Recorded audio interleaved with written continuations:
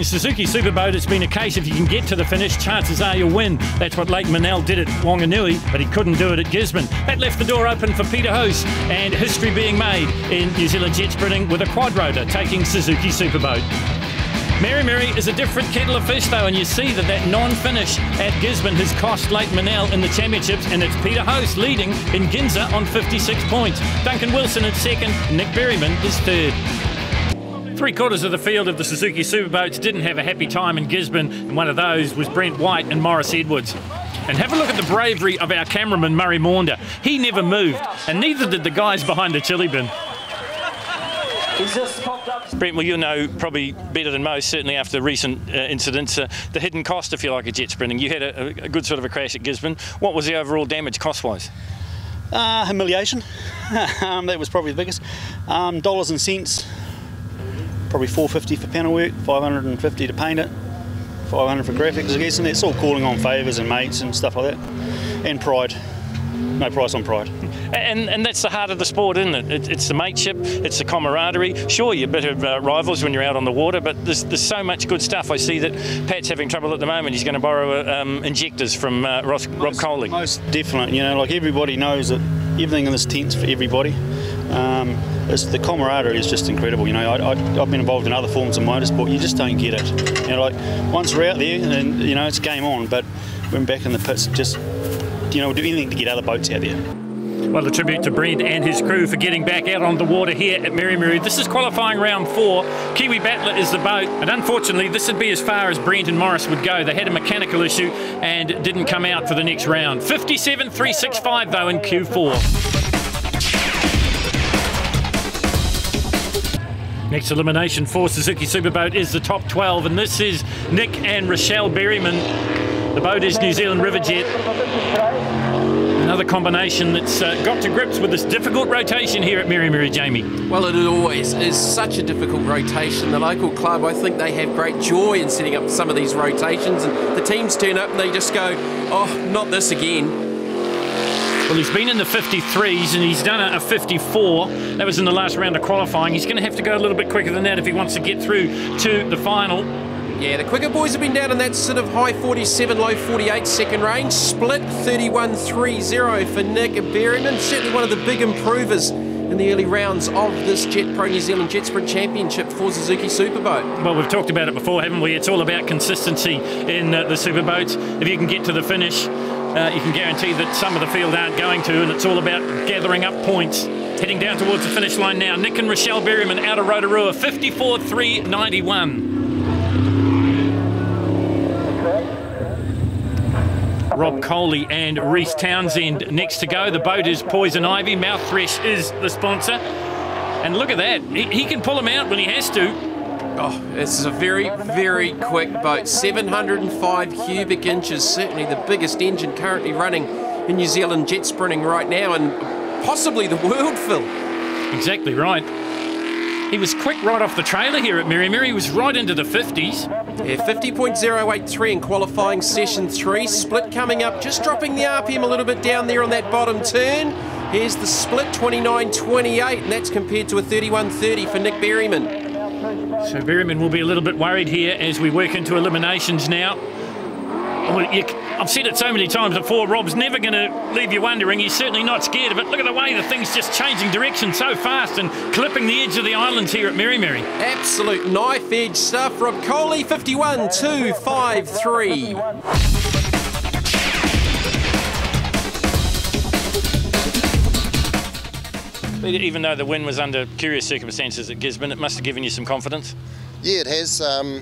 But it's still a learning curve. We learned a lot being in Gisborne. We found that we've still got far too much slip, and we're still trying to get our blades right, with the propellers. So I spent a lot of time on the jet unit this time. We found a few little things that could be holding us back, and it was sucking some air, which is giving us that spin that we're not getting the forward drive. So we're hoping we've fixed it. We've just had a run now, just a slow run, and it feels better. Well, I can tell you that they've got the mastermind of the quad rotor here with them. Warren from Pulse Performance is on board with the crew. but you heard them say it's just a learning curve. It's only round 3 of the championship, and they're getting better and better, Jamie. Yeah, well, Peter was talking about development of the jet unit, and this thing runs at such a different rev range to the V8, so that's possibly one of their issues, but such a radical combination, 1,000 plus horsepower, turbocharged quad rotor. And as we heard from Pete, last round winners at Gisborne, first time in New Zealand jet sprinting history. Split coming up. 29.20, he's up on Rod Coley's split. Pretty amazing when you consider that Coley's thing is about 705 cubic inches and about 1,300 odd horsepower. This thing tuned for around about 1,000 horsepower. The engine much lighter than the V8s in the back of most of the Suzuki Superboats, but listen to it scream. Yeah, they've been down in the 52s. This is going to look to go quicker than that, and they do with a 51.638. Doug, you've still got a smile on your face. Obviously, things are going good. Yeah, finally we're having not a bad day. Yeah, it's all going good. We cracked a blade earlier on in the day and we're getting a heap of slip, but we pulled up at lunchtime. We saw one blade had cracked right through, but everything else is going good. So we threw a new blade and then she's like a bullet, so it'll be good. What's it like in the superboat going around that bowl, around the top end of the circuit there? Oh, you get a fair bit of air underneath your seat. Yeah, it feels, well, I think of mine when I get right into it, it starts to get a bit floaty and starts to duck and dive each way on you. But yeah, as long as you ease off and let it grab another mouthful, it usually goes all right. So Duncan Wilson and Jamie Lee Lupton aboard as the navigator. The boat is Lethal Injection, and he has been in the 48s. Only 2 boats in Suzuki Superboat have gone that quick so far. 48.75 for Duncan Wilson. We heard Duncan talking about the speed bowl. I went for a ride with Peter Coey, and I don't know that I can repeat the words that I was using when I went around that part of the course, and it's just absolutely mind-blowing what these boats can do. Fastest split so far is the 29.20 of Peter House. Let's see what Wilson can do. And this, the round of 12 from here, will cut him to 8 and then 5 and just 3. 29.10, so he's a little bit down on what I would have expected there, Jamie. Yeah, it is the quickest split, but again, maybe just being a little bit conservative. We've seen these rotations catch so many drivers out in the past, and Duncan typically hasn't had an awful lot of luck here with rotational errors, and last year I think it was starter problems here at Meremere that halted the run of Lethal Injection. 50.485, that is quick. That's the fastest we've seen. I've always come up to Auckland here, and it's been a real fast track, and today looks like it's going to be fast too. So yeah, looking forward to seeing how it pans out. You mentioned the handling. Without giving away too many secrets, what can you do to make it handle differently to suit the different occasions? Quite a bit in the nozzling and the little fins. If you look on just under Tim there, he's probably got that.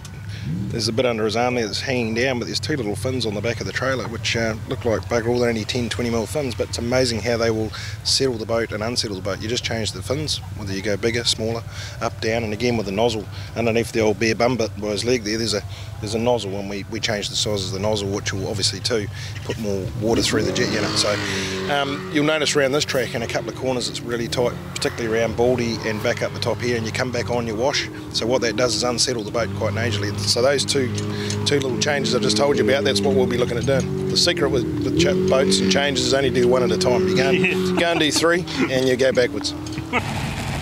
There we are, you heard it from the horse's mouth. Leighton Manel, his wife Kelly, sits alongside him. Subtle changes are what makes the difference at Meremere. He mentioned the fact that you cross your own wash, and that virtually stops the suction of the jet unit, and that can really have major ramifications for these high horsepower boats. Yeah, well, these boats aren't designed to go through rougher water, and it picks up here as you go through that wash if there's no water right in the middle of it. So yeah, critical, and just such small adjustments to make these boats go quicker, and you wouldn't have thought a little piece of angle like that on the back of the boat would make such a big difference. You can see the way that Leighton's boating the course here as we get the split time now. 27.41, that's the fastest we've seen in this round. He's another one that's been in the 48s. Yeah, by a good 1.5 seconds too. So I think Duncan Wilson on that previous run was maybe just checking some things out. Maybe they made some changes that didn't quite work. You see a little lift there from Leighton Manel, but he's going to bring it home. This is quick. 48.3, brilliant time.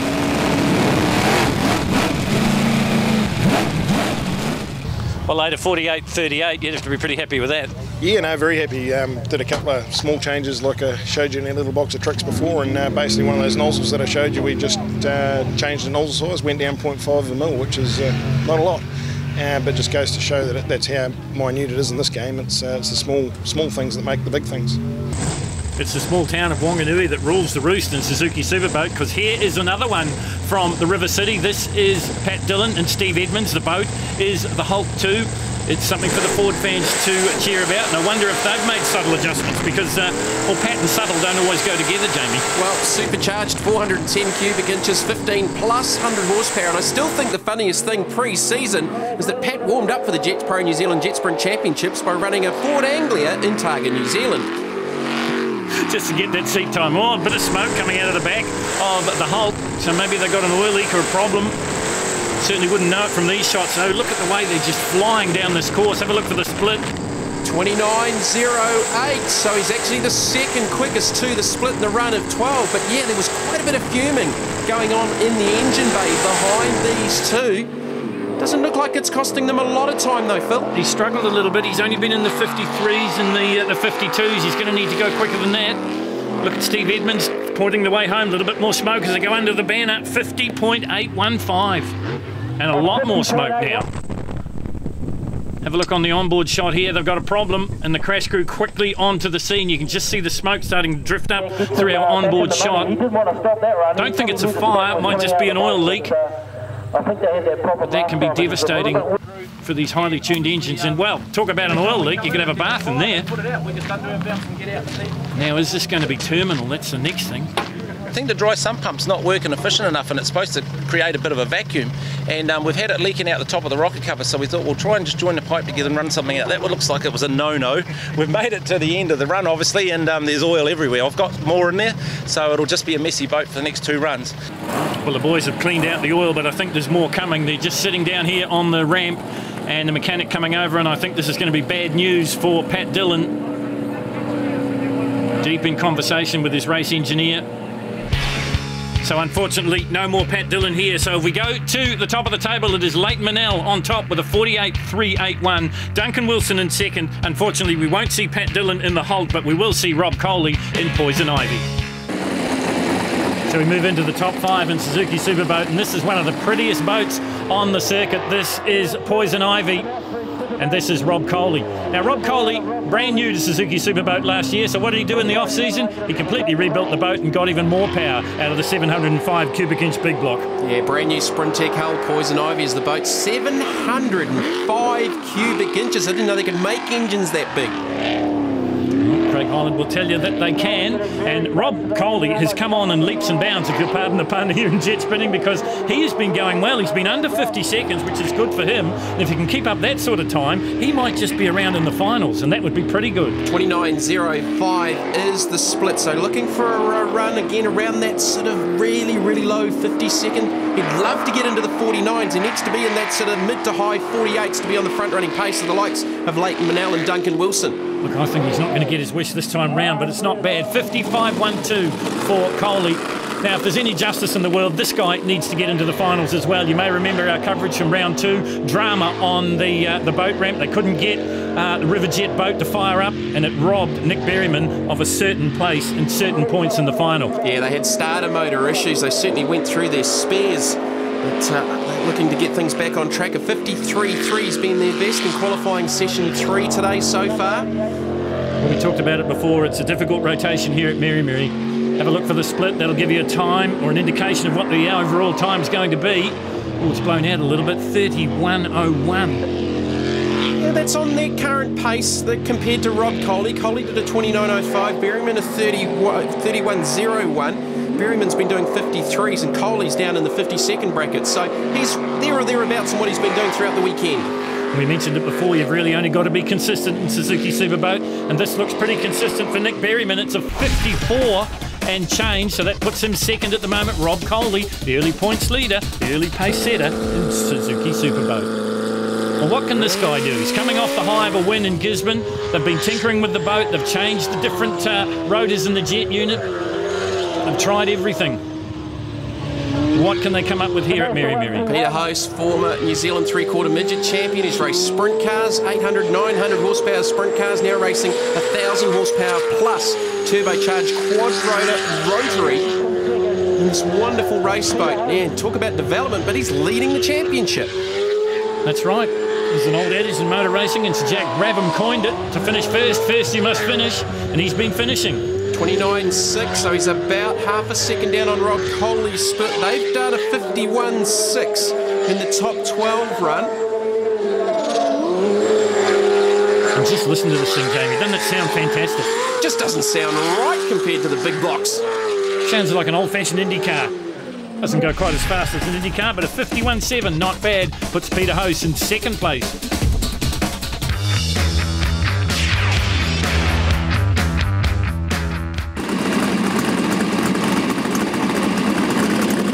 This is Duncan Wilson. Another one that's been there or thereabouts, been plagued with a little bit of mechanical issues. Well, like Nick Berryman, this boat tends to go through starter motors, but at the other end of the spectrum, cubic inch-wise, Berryman's a small block. This is 640 cubic inches of methanol-injected big block. Lethal injection is the boat. They've done a 48.7 in qualifying session 4, and he's about 4 tenths down on Leighton Manel, who's been the pace setter so far today in Suzuki Superboat. Split 27.30. So that's the best split so far in the top 5 that we've seen. Now Leighton Manel is going to be a bit of a worried man here. Oh, look at the way the boat just about leapt out of the water. The other thing we're going to tell you about at Meremere is the boat crosses its own wake a couple of times, and that really unsettles things. Yeah, that comes down to boat setup. This is quick. 47.59 for Wilson. 47? Where did that come from?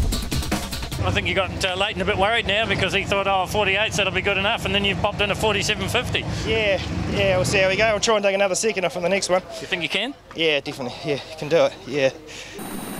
Well, Duncan Wilson slams down the gauntlet. Can this guy pick it up? Leighton and his wife, Kelly Manel, sits alongside him. This is Hummer time, and he's been consistently in the 48, so there's no real reason to say he can't do it, Jamie. Oh, that was a great time from Duncan Wilson, a 47.5. That is just stunning pace. So, yeah, Leighton and Kelly Manel are going to step up from their 48.2, their best time set in qualifying session 4. Beautifully presented boat. Hummer time again, just clipping the edge of the island. Split coming up underneath the Glass Pro Bridge. 27.31, it's identical. 1/100th of a second slower than Duncan Wilson, so another maybe sub 48 coming up here, but we've seen some time lost in the second part of the lap from both classes so far throughout the weekend.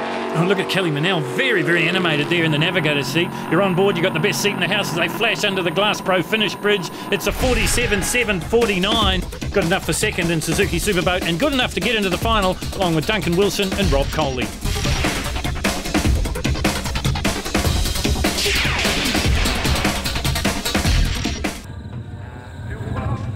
So into the finals now of Suzuki Superboat, and well, this is a pretty outstanding achievement in itself. Rob Coley, as I told you before, just the second season in the Suzuki Superboat, but he's really got to grips with it here at Meremere. And I tell you what, Jamie, if he has a good run here, he's going to rattle the concentration and everything else of both Duncan Wilson and Leighton Manel. Well, you could certainly prove to be a surprise here. This split will be interesting because this is a very tidy first half of the lap from that booming Engine Dynamics big block. This is a quick split, 27.7. He did a 29.05 in the previous run. Well, he's like, what, a second and a half up from what he did before. I think they need to swab him at the end of this competition. Is he on performance-enhancing drugs?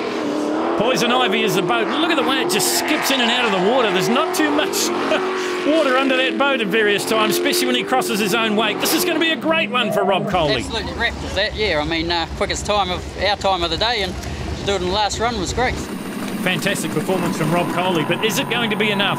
Because Leighton's still to come, and of course the fastest man here at Meremere will follow this man. Well, great improvement there from Rob Coley. He was 1.8 seconds quicker than his previous best throughout the day. That is a huge improvement as Hummer time is on the journey in the final of Suzuki Superboat. Well, another one looking for redemption after problems at Gisborne. Threw away the points lead in Suzuki Superboat. Would love to get that back. Had mechanical issues at Gisborne. A blown head gasket thwarted them. 26.98 at the split, and he's 4 tenths up on his previous best. And I got a feeling that's the first 26-second split we've seen, so this man is on a mission. Leighton Manel out of Wanganui, ex-sidecar racer. Listen to the 500 cubic inch small block roar. It's quick, 47.2. So already we see a change. Leighton Manel goes to the top of the board in Hummer time with that 47.2. Rob Coley holding on to second. But you just get the feeling that Duncan Wilson has been the class act here in Suzuki Superboat. He's been fast right through the qualifications and through the eliminations thus far. But those times don't mean anything. You've got to put it on the board again. Can he do it? The time to beat, the 47.237 of Leighton Manel. 47.5 in the top 5. Leighton's just gone 3/10 quicker than that, and Duncan reckons he had a second up his sleeve, so anything could happen here. It's going to be spectacular. Split time coming up here. What's it going to be? 27.03. He's only 0.05 of a second slower than Leighton Manel. And listen to that engine, Jamie. It doesn't sound like it's working at all, but this could be potentially the fastest run of the day. Well, the big blocks, they just don't pull RPM.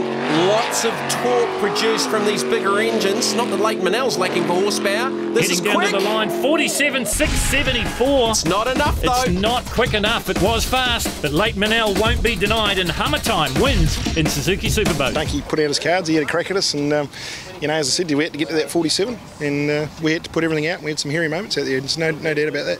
Well, we knew there'd be changes in the Suzuki Superboat points situation, and there is. Duncan Wilson back on top here on 84 points from Leighton Manel in second. Peter Host slips from 1 to 3, and then Nick Berryman comes back to 4th. Pat Dillon is 5th, and Rob Coley is 6th. Next, we head to Hastings. What'll happen there? Totally different track, totally different set of circumstances. Don't miss it.